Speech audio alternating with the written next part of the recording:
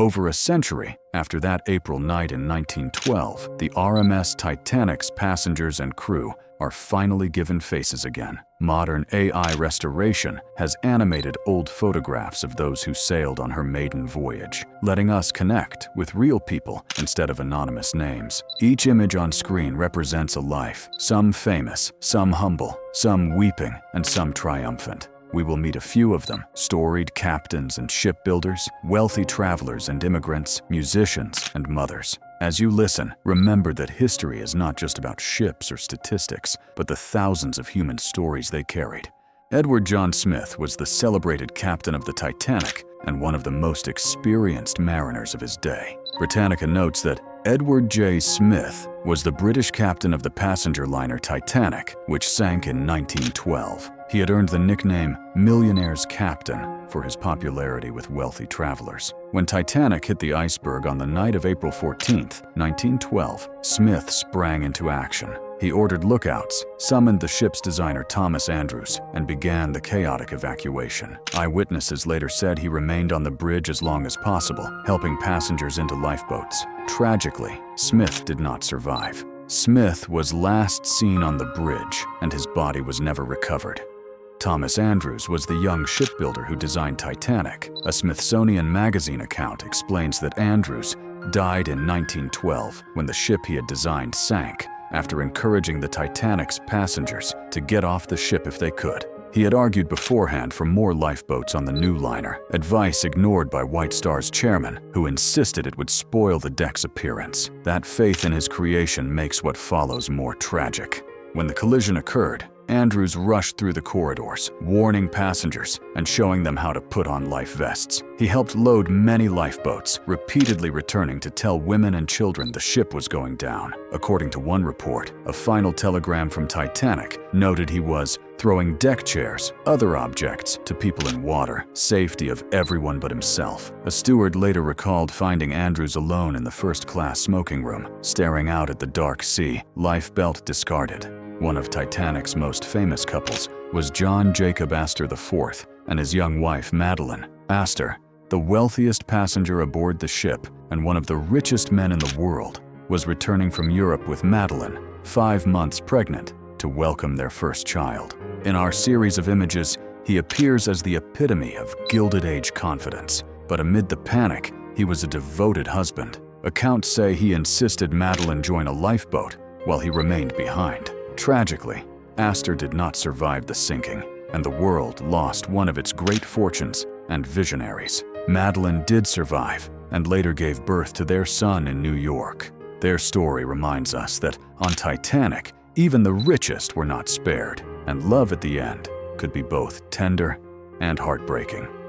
Isidor Straus and his wife Ida were a beloved elderly couple traveling first class. Straus was co-owner of Macy's department store and a former U.S. congressman. In this tender portrait, they appeared dignified and gentle, reflective of a partnership of 60 years. When the ship foundered, Ida refused to board a lifeboat without her husband. It is said she whispered, "We have lived together so long, we shall die together." Both chose to stay, sitting together on deck chairs, holding hands as the water rose. The Encyclopedia Titanica confirms Isidor Straus and his wife both died in the disaster.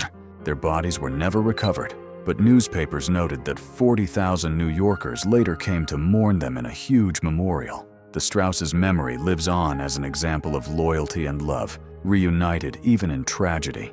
By contrast, Margaret Brown, better known to history as Molly Brown, survived Titanic. A Colorado philanthropist and socialite, Brown's animated image smiles confidently, but her words on April 15, 1912 were heroic. Wikipedia notes that she unsuccessfully urged the crew in lifeboat number 6 to return to the debris field to look for survivors. In other words, while in safety, she demanded that her own lifeboat go back into the freezing night to rescue others. She had helped many women and children aboard her boat, then personally rode on deck to gather more men. After she and the survivors were picked up, she organized blankets, food, and music, having the Carpathia Orchestra play to comfort the frightened. Throughout her life, Brown championed women's rights, workers' welfare, and Titanic memorials, partly using her fame as a survivor to make a difference. In her restored photograph, Molly Brown's eyes shine with determination. She truly earned the name Unsinkable. The next photograph is of Wallace Hartley, Titanic's 33-year-old bandleader. Hartley and his 7 fellow musicians took up their instruments as the ship went down. According to legend and many survivor testimonies, Hartley led the ship's orchestra in a final set of music to calm passengers. The Encyclopedia Titanica records, after the collision, Hartley led the orchestra in playing ragtime tunes. According to legend, they also played the hymn, Nearer, My God, to Thee. Hartley did not survive the sinking. His body was recovered weeks later in the freezing Atlantic and returned to England for a hero's funeral. Today, his ghostly visage reminds us of courage, the calm, gentle face of a man who played on amid chaos and chose to stand with his music until the end. Our final 2 profiles are lesser known. Fong Lang, also known as Wing Sun Fong, was a Chinese fireman traveling in 3rd class. He is thought to be the man depicted clinging to a wooden door in Carpathia's famous rescue photos. At age 17, he survived by hanging onto debris in the icy sea until picked up by a lifeboat. The cruel irony is that, once in New York, Fang and the other Chinese survivors were detained due to immigration laws and sent elsewhere, while others went free. He eventually settled in America, never speaking much of that night. He lived on quietly in Chicago until 1986, dying at age 91. Finally, we meet Leah Rosen, a 21-year-old immigrant from Poland. In April 1912, she was traveling 3rd class on Titanic with her 10-month-old son, Philip Frank. The caption on this old photo might have faded, but the story is unforgettable. When Titanic sank, Leah and little Frank were separated in the scramble for lifeboats. Aboard the Carpathia, she searched desperately. According to one newspaper account, she heard a baby cry, and recognizing the cry as belonging to her son, ran up to a lady who was carrying baby Frank in her arms. Through the intervention of Captain Rostron, Leah was finally able to identify Frank, and the boy was returned to her safe embrace. In the restored image, Leah's relieved smile and gentle grip on Frank convey a mother's love triumphing over horror. Their reunion remains one of the Titanic's most heart-wrenching but hopeful tales.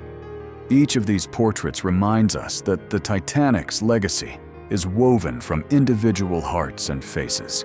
Whether it's a celebrated captain guiding the hopeless to safety, a designer sacrificing himself for strangers, a millionaire helping his wife, or an immigrant mother clutching her child, the sinking of the Titanic was at its core a deeply human story. These AI-enhanced photographs have given voice to people long silent, and through them, we honor both victims and survivors. Let us remember their names and lives: Edward and Thomas, John and Madeleine, Isidore and Ida, Margaret and Wallace, Fang and Leah, each with hopes and dreams interrupted by tragedy. As we gaze on their faces and listen to their stories, we keep their memories alive. The Titanic may rest on the ocean floor, but its people live on in history and in our hearts.